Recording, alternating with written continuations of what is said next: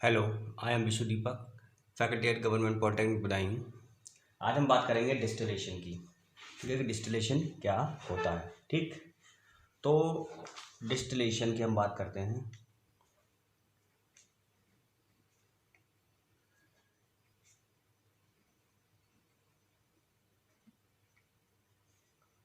Distillation, तो distillation में पहले हम डिस्टिलेशन कॉलम बनाते हैं।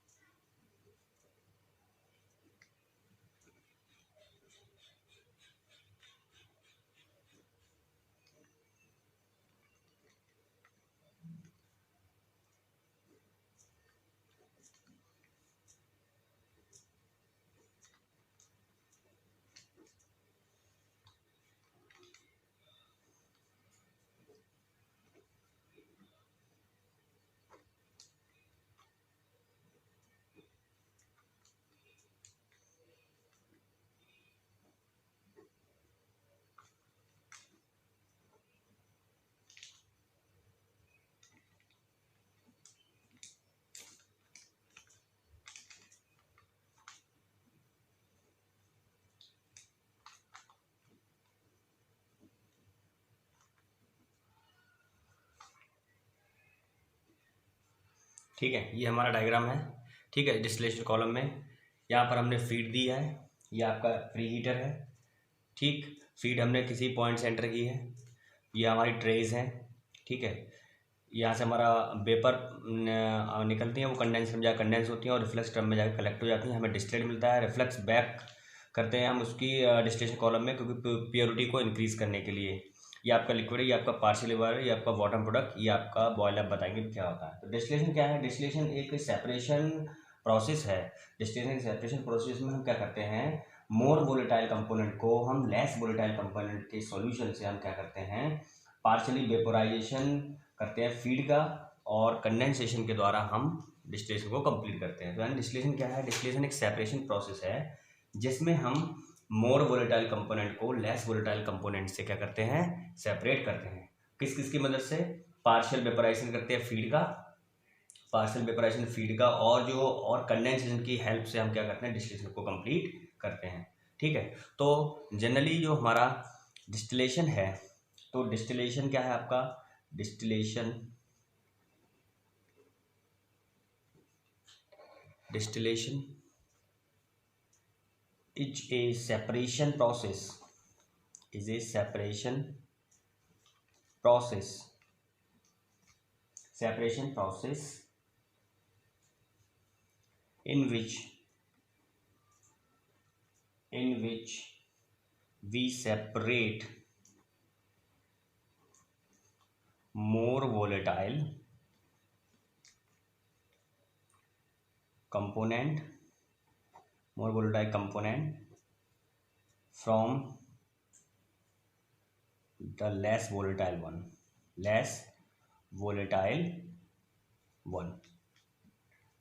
ठीक है, volatile one of solution by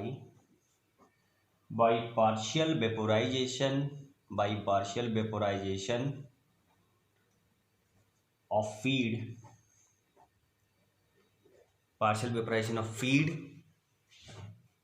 followed by condensation, followed by condensation. ठीक है,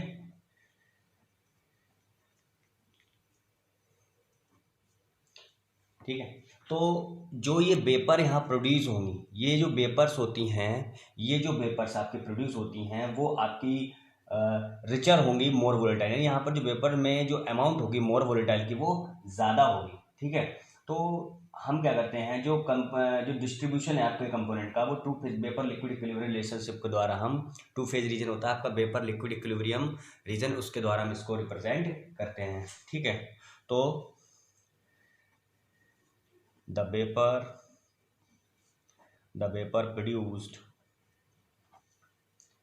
produced is richer in the more volatile component। ठीक है, more volatile component। तो आपका जो वेपर से प्रोड्यूस होंगी यहाँ से वो मोर वोलेटाइल की अमाउंट ज़्यादा होगी। ये जो फीड से ऊपर वाला सेक्शन होता है एनरिचिंग सेक्शन, फीड से नीचे वाला सेक्शन स्ट्रिपिंग सेक्शन। और ये हम बात करेंगे आगे क्या होता है एनरिचिंग, स्ट्रिपिंग या रेक्टिफिकेशन क्या होता है, सब चीज़ें आगे की बात है। ठीक है, तो अगर हम डिस्टिलेशन का क्यों यूज़ करते हैं, अगर हमें लार्जर डिग्री ऑफ सेपरेशन चाहिए तो हमें डिस्टिलेशन मेथड का यूज़ करना पड़ता है। For larger degree of separation we use distillation method। ठीक है, we use distillation method, यानी लार्जर डिग्री ऑफ सेपरेशन के लिए हमें डिस्टिलेशन मेथड का यूज करना पड़ता है। ठीक है, कहाँ कहाँ, जैसे आपकी ऑर्गेनिक प्रोसेस इंडस्ट्री है, एथेनॉल वाटर सेपरेशन है, एनिलीन एंड नाइट्रोबेंजीन सेपरेशन है, पेट्रोल रिफाइनिंग है, इन सब में हमारा डिस्टिलेशन का यूज किया जाता है। ठीक है, जैसे आपकी एग्जांपल ले लीजिएगा कि आपकी ऑर्गेनिक, कोई भी आपकी ऑर्गेनिक प्रोसेस इंडस्ट्री है, ऑर्गेनिक प्रोसेस इंडस्ट्रीज। ठीक है, जैसे आपका इथेनॉल वाटर का आप सेपरेशन कर रहे हैं तो उस टाइम आप डिस्टिलेशन का यूज़ करेंगे।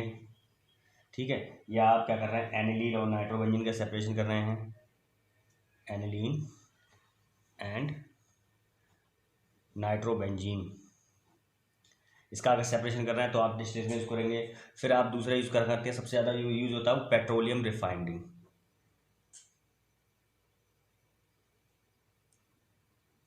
Petroleum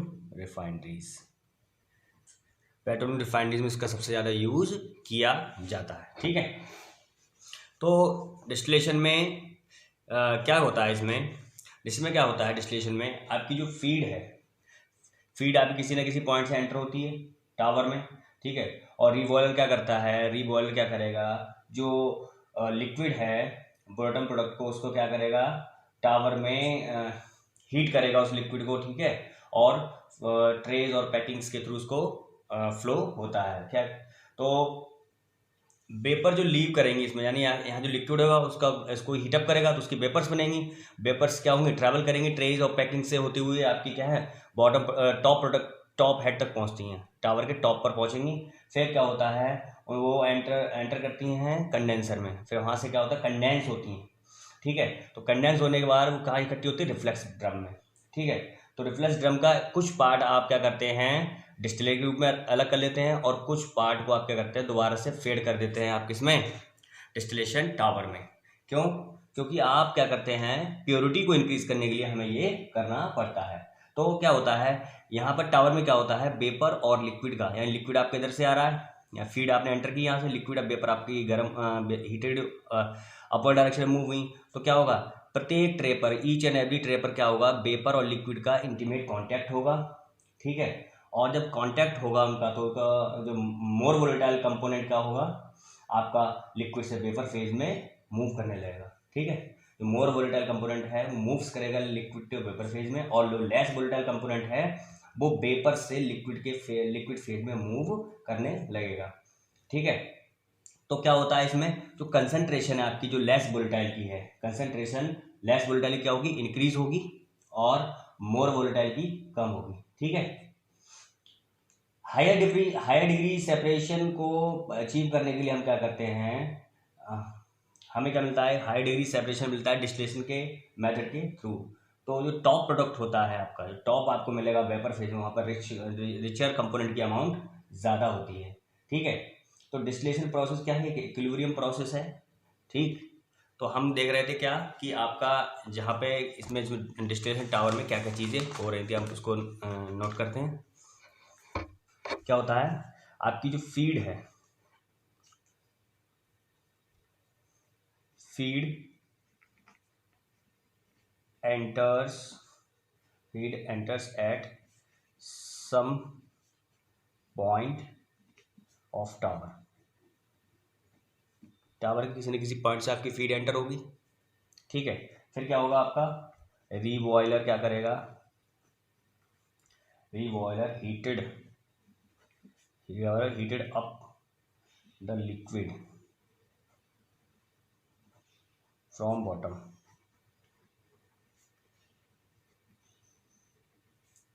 of the tower, flows up through the trays of packing, ठीक है, यानी अपर डायरेक्शन में आपकी जो वेपर्स है वो मूव करेंगे। ठीक है, अब क्या होता है, नेक्स्ट में क्या होता है, जो वेपर्स हैं, vapour leaves at the top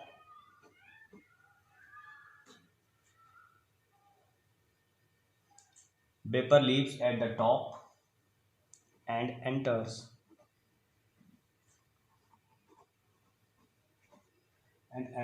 into overhead condenser।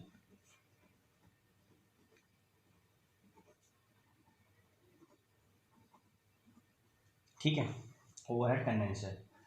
अब क्या होता है,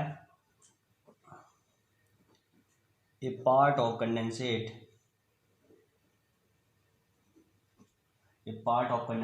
is withdrawn as top product. ठीक है, यानी जो कंडेंसेट का कुछ पार्ट है वो टॉप प्रोडक्ट के रूप में क्या करते हैं, उसको हम विड्रॉन कर लेते हैं, और जो बचा हुआ होता है उसको हम दोबारा से रिफ्लेक्स के रूप में हम क्या करते हैं, कॉलम में एंटर करा देते हैं। And rest is fed back into the column as reflex. ठीक है, यानी कि रिफ्लेक्स के रूप में हम कॉलम में उसको क्या कर देते हैं, फेड बैक कर देते हैं। ठीक, तो क्या होता है, मोर वोलेटाइल कंपोनेंट क्या होगा, लिक्विड से वेपर फेज मूव करेगा। ठीक है, तो अब इसमें क्या होता है, जो आपका मोर वोलेटाइल है, मोर वोलेटाइल क्या करेगा, लिक्विड से किस में मूव करने लगेगा, वेपर में।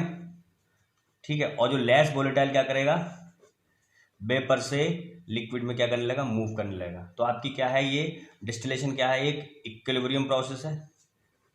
डिस्टिलेशन क्या है आपका, एक इक्विलिब्रियम प्रोसेस है।